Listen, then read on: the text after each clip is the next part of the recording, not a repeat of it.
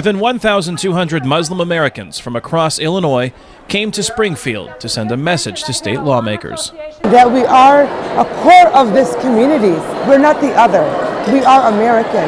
The governor has signed the bill. Ahlam Jabara helped organize the 3rd annual Muslim Action Day.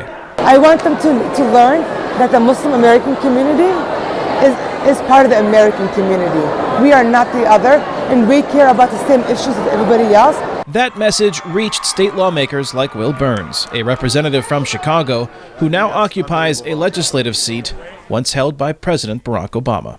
They help to preempt some of the stereotypes about the Muslim community and show that the overwhelming majority of Muslims in the United States and in the state are law-abiding, tax-paying, good citizens who want the same things everybody else wants: good schools, health care, good roads, and good government. The timing of the Springfield event coincides with hearings in Washington focusing on what some consider to be the radicalization of some members of the Muslim American community.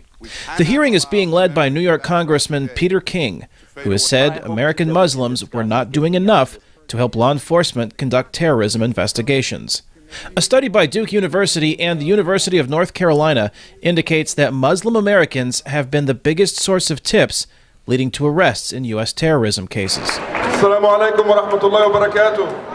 The director of the Chicago office of the Council on American Islamic Relations, Ahmed Rahab, condemns the Washington hearings, and especially Congressman King. Rogue politicians like Peter King, and I'm sorry to call him that, but that's how I feel about him, will tell you that the American Muslim community is radicalizing. They're not doing enough to counter the radicalized element in their midst. Well, actually we are, and what we're seeing right here in Springfield today is precisely how we do that. The hour-long rally in the rotunda of the state capitol gave a platform to members of the Muslim American community who also spoke out about the hearings. We grow up American knowing no other country. Dr. Zahir Salul of the Council of Islamic Organizations of Greater Chicago says although the issue of radicalization is at the forefront of this year's Muslim Action Day, Illinois Muslim Americans are actively engaged in communities and government throughout the year. Although this issue is important to us, but it's a very minor issue. We don't see really that much radicalization within the community. What we're seeing here in Illinois, community getting engaged civically. We have people participating in the political process.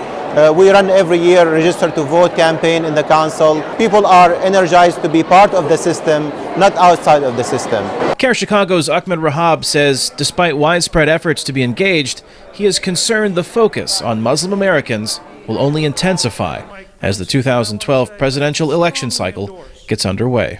The whole issue of the Muslim community, radicalization, Islamophobia, etc., it is being politicized more and more. And as we approach the next presidential elections, I fear that it may explode just as it did with the last presidential cycle.